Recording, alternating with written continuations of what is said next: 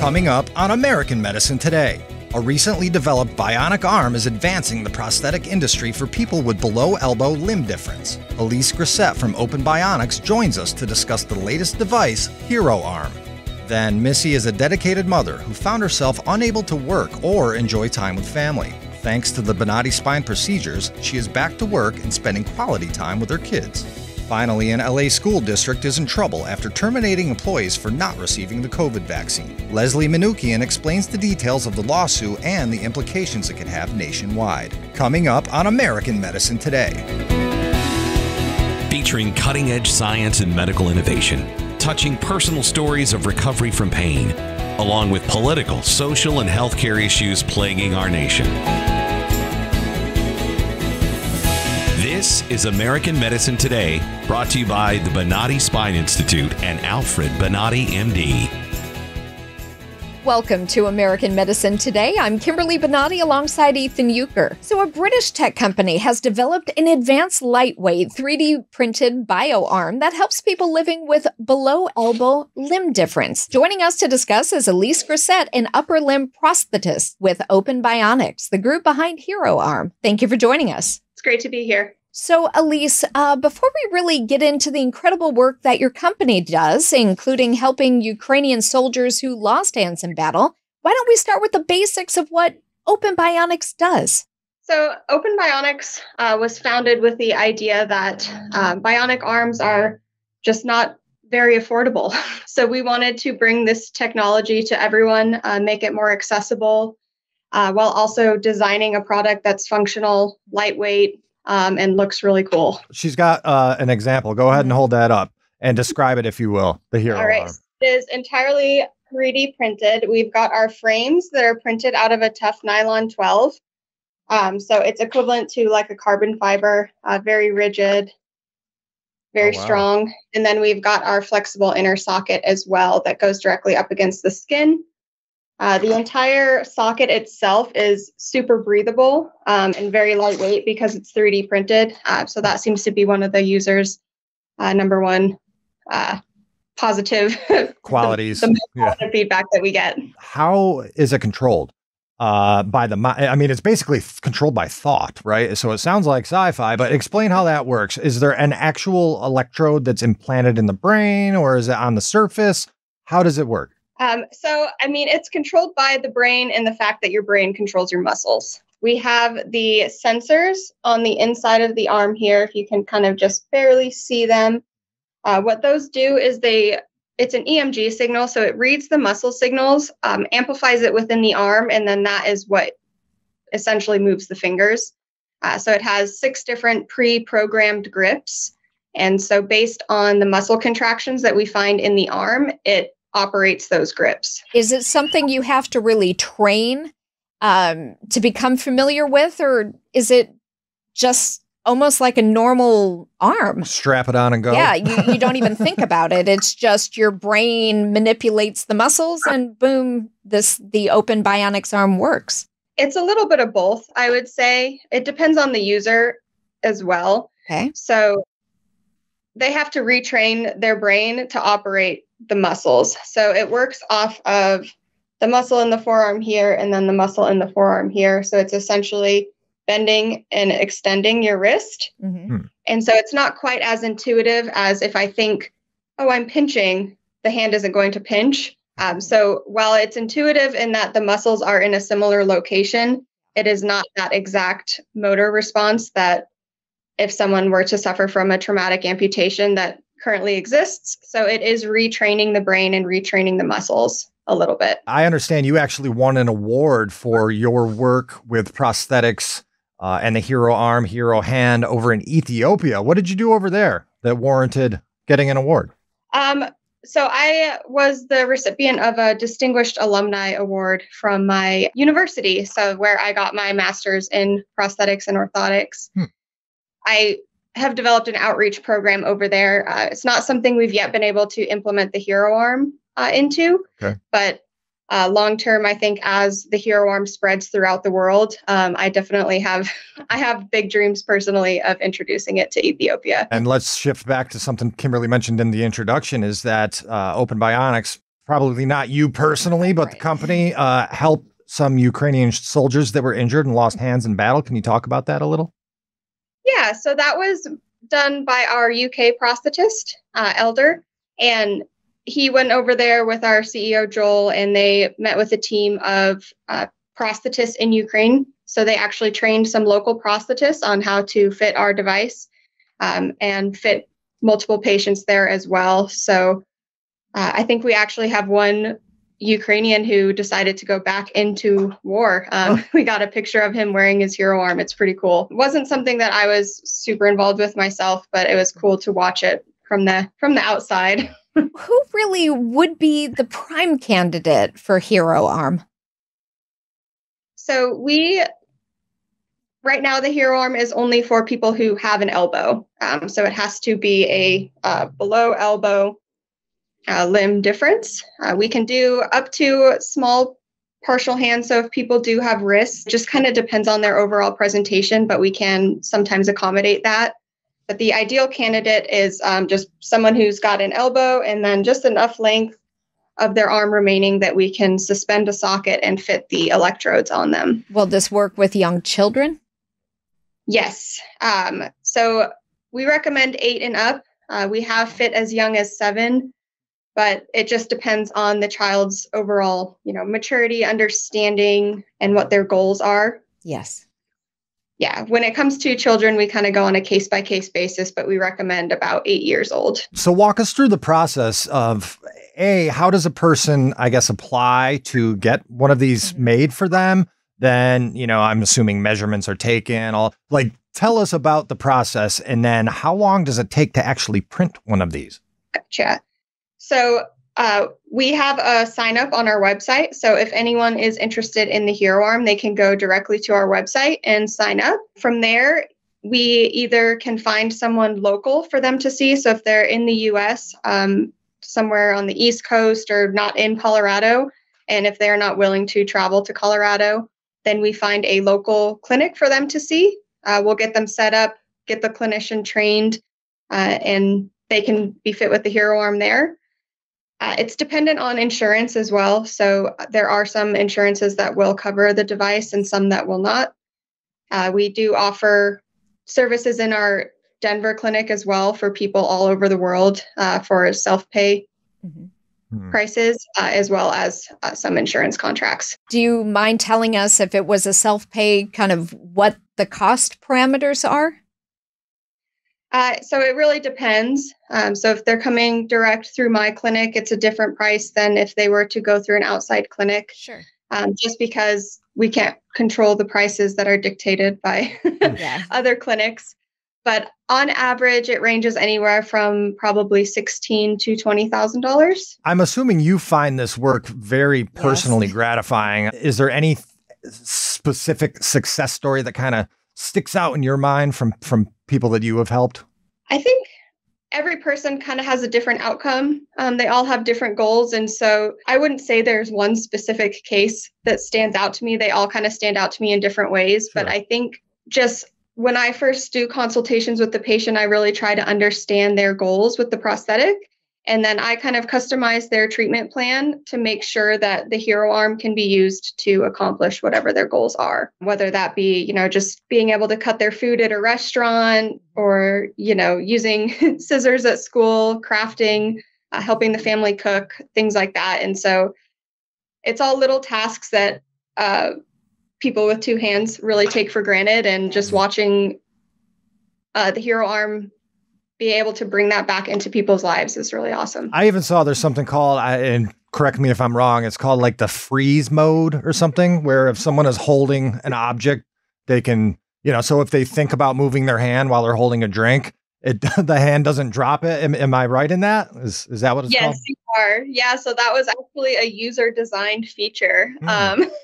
So a lot of our features, we ask for constant feedback from our users. And so she was like, I keep accidentally sending an open signal and dropping stuff. And so our engineers worked to program a feature into the arm that you could actually disable the electrodes so that, if you are holding a cup of water or carrying, your backpack or anything, and you don't want to worry about accidentally opening the hand, you can do that. I just love that this is creating an environment for amputees to be able to function more normally and making it so that it's much easier to work with, because we've looked at some of the more antiquated prosthetics over time, and it just seems like technology is advancing so much so that it's much more normal. But thank you so much for being on the program to share what they do at Hero Arm. Thank you, Elise Griset, for being on the show. Thank you, guys. Make sure you stay tuned. Coming up after the break, a story of recovery.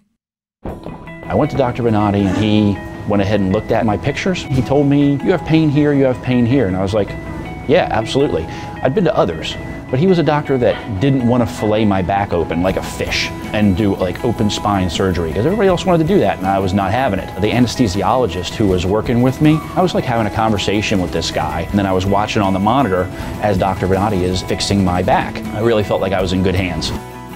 Visit askbonati.com. Missy works a full-time job and is a dedicated mother and wife who loves spending time with her family. Suddenly, a pain in her neck changed everything. I was in the management position at the bank that I was working, and we were good teams, but the days that I was in pain, I couldn't socialize and function and be the coach I supposed to be. You know, you take your health as granted. You don't realize how much your hurt is going to hurt your loved ones, your husbands, your kids, and how much they affect them. My kids, they were upset, but they were angry that why I'm in pain and I feel the way I feel. And they feel like, what we can do to help mom. We sign up to go to the gym together, but I couldn't do the basic exercises. We couldn't do anything as a family. We couldn't sit down and talk, because I was in pain and impatience, and usually regular conversation end up with the arguments. In general, I didn't feel like talking to my husband.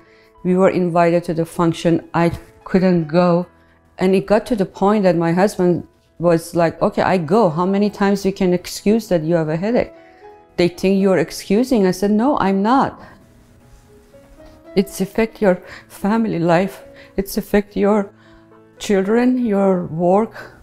You're not able to communicate, or you don't feel like talking to anybody because you're in so much pain every day. That's besides the normal routine jobs that you have to fulfill. It makes you feel useless. Missy was experiencing numbness in her leg and underwent traditional open back surgery at a different facility. During the long recovery, she was forced to alter her posture and sleeping position. This is what she attributes as causing her neck pain.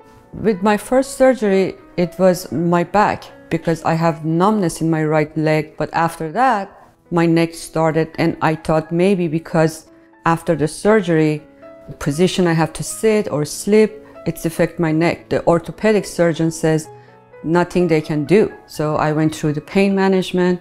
I have injection in my neck, my skull, like 10 injections in the total. It helps for maybe a few weeks. And after that, I was back to square one. It got to the point, my headaches and my neck pain, that going to work, easy task, household chores, it was a big deal for me, because I wasn't able to finish it or do it without pain or headache. And almost every day I would wake up 4 or 5 o'clock in the morning with the neck pain escalated to the bad headache. And sometimes my headache, it was bad enough that I have to take a prescription pain medication. Went to work and I passed out. They have to call my husband to come and get me because of the headache and the medication. I keep on taking over-the-counter pain medication. But then it's affect you. My blood pressure drops, and they almost call 911 for the paramedic comes to see what's going on. I said, I know what's going on. Just call my husband because I cannot drive. Even driving was hard for me, because when you want to look like backing up out of the parking lot, you just turn your head, look either side. I have to move my whole body. I was ridden up because of missing too many days of work. So my job was in jeopardy. After doing some research, Missy found the Bonati Spine Institute and made an appointment. appointment with Dr. Bonati, to meet Dr. Bonati. I never met him before. I start telling him what's wrong. He said, stop. Would you just stop and listen to me and then you talk? I said, okay. And he started explaining based on the x-ray that what's wrong with those two levels and what type of pain I feel or I should feel. And it was exactly how I felt in the different level he was talking about. Immediately I have that trust because I haven't even told him what's wrong, what I experienced, how I experienced it, how bad I experienced everything. So he explained it. Then I told him that exactly that's how my pain is. So he said, that's how we can help you. This is what we do. It's a small incision, explain the procedure. And he said, think about it. And then you can make an appointment with the office staff. And then we go from there. I said, okay. The exclusive Bonati Spine procedures are performed under conscious IV sedation, where the patient remains awake and able to communicate with their surgeon to eliminate their pain before leaving the operating table. This in turn leads to a faster recovery. The first night or first day after surgery, I felt like, okay, a little discomfort of the incision area and a little drainage and stuff like that. But I didn't feel like when I woke up, I didn't felt like that stiffness, that discomfort in my neck, that okay, today is gonna be a day, I'm gonna have another headache. I didn't have that. The second day after surgery, I start moving around. They told me don't lift anything heavy, and I was very excited. I was happy. After almost 2.5 years, I'm able to, do this stuff, and I'm not gonna constantly say I'm in pain, I have headache, my neck hurt. It was a big relief. It was a big relief that you feel immediately. Missy recommends anyone suffering with neck or back pain call the Bonati Spine Institute. Don't wait. Don't wait like I did, because it's affect your family and you losing a day of spending a good quality life with your family, with your friends. Don't lose that moments with your children. If you have a young children and you're in pain and waking up every day with the headaches related to your neck, don't delay it, because one day it passed, it's going to be a week, it's going to be a month, and then you're losing that time with your family, which you cannot get back. The experience I have, it was a wonderful experience, and I suggested to anybody have any problems, a spine problem, contact Bonati Spine Institute. They are so friendly, then they welcome you. You feel like they know you or you are their friends or best friends. That's how they treat every patient walk through the door. So you feel like you're home. You're not in the institute or outpatient surgery center. You feel like family. Now pain-free, Missy is once again enjoying time with her friends and family. I am great. I do stuff with my daughters. When they want to go to the mall, they want to spend time with me. Now I'm able. It's not like, okay, let's see how mom feels this weekend to plan anything as a family. Me and my husband, we go to function. I'm able to basically do anything that I was doing prior. The procedure I have at the Bonati Spine Institute brought the life and the light back to my life, brought my family together again. We are, as a team, we are together, we love each other, and now I can enjoy my family. I think everybody was shocked, like, really, you had surgery today? I had a drain tube. I was at my desk doing payroll for 200 employees, worked till night, got up, went to bed. We went to the Bonati Institute, and that was the day, the turning point in my life. This type of surgery is so much more advanced, and the recovery time is so much less that it's just a no-brainer. If you've got pain, go to Bonati. The surgeries that I had, actually, I recovered very easily from, I would say. I actually went to work the following afternoon. 6 days after surgery, I was back in the gym, slowly but surely working my way back to fighting, back to basically 100% of fighting, So 6 days, and everybody was in awe, like, didn't you just get out of surgery? I'm like, yeah, I feel great. And like, okay, let's see how you do. And I was bowling with everybody, and I'm in the advanced class. So that sounds a lot right there. First time I came in here was Monday, and today is Thursday. I've had 2 surgeries and am doing fantastic. I'm still in shock that I can walk. That's all within 4 days. Bonati succeeds where others fail.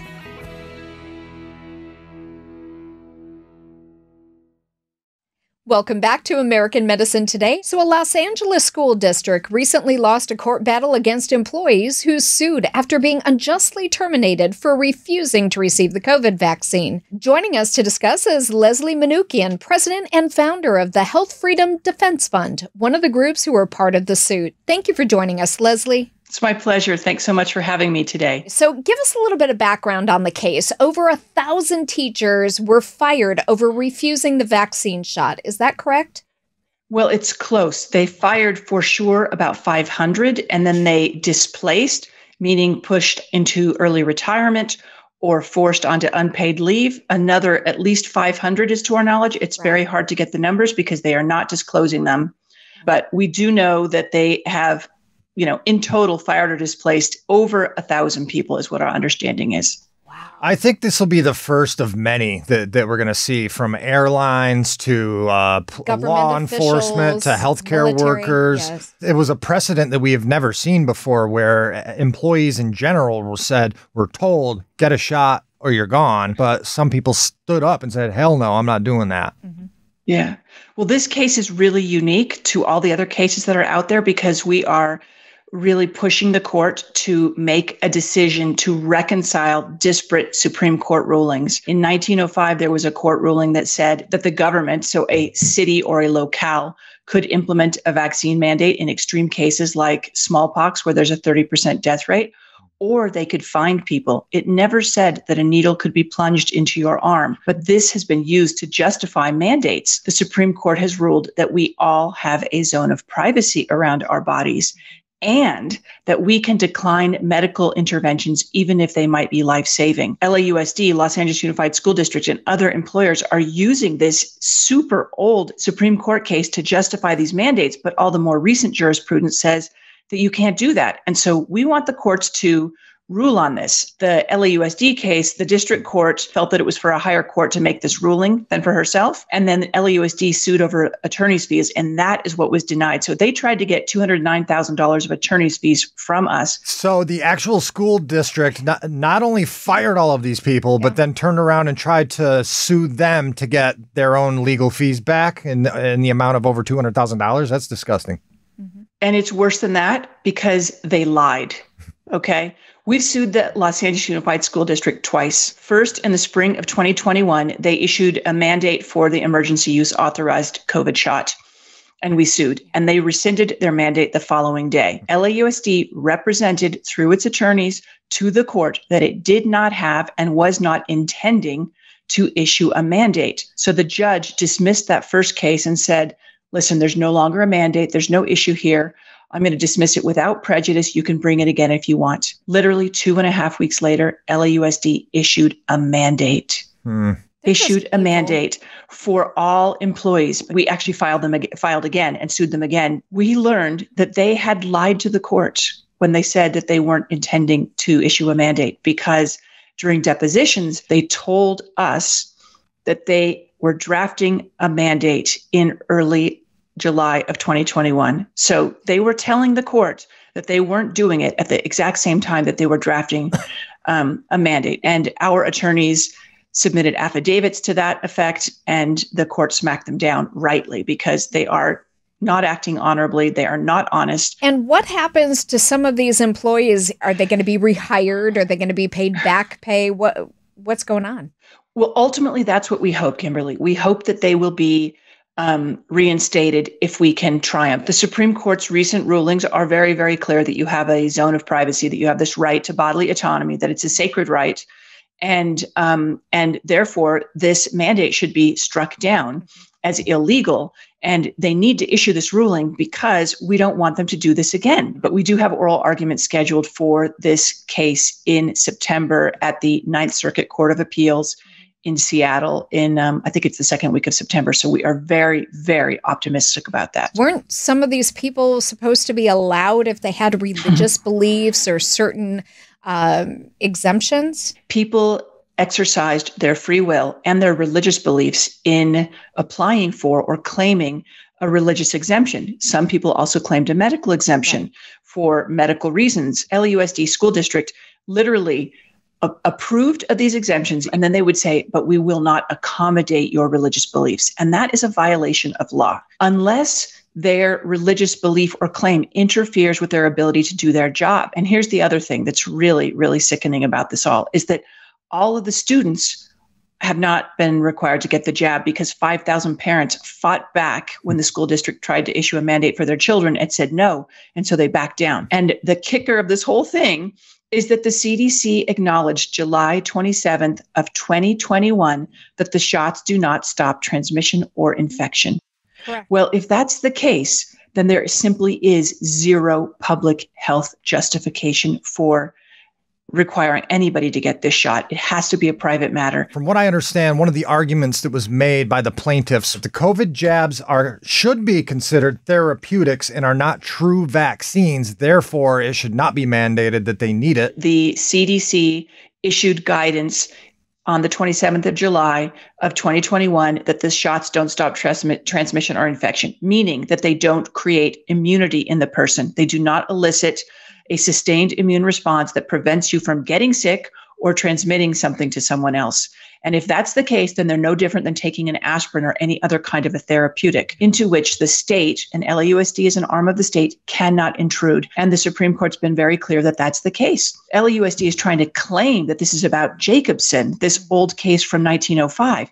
But the truth is it's not. The scientists from Stanford and other esteemed, I think Yale was one of the other scientists who submitted affidavits for us, that the science does not support that these shots stop transmission or infection. And the CDC itself admits it. Right. And so they should do what they've been saying.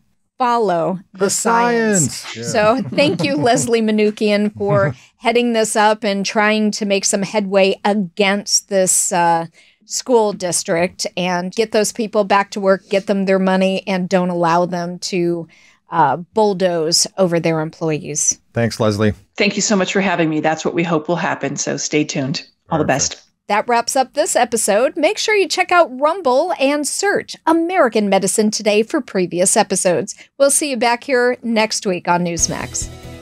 If you have any comments or questions, contact us at the number below. Tweet at Dr. Bonati. For a previous episode, head over to Rumble and search American Medicine Today.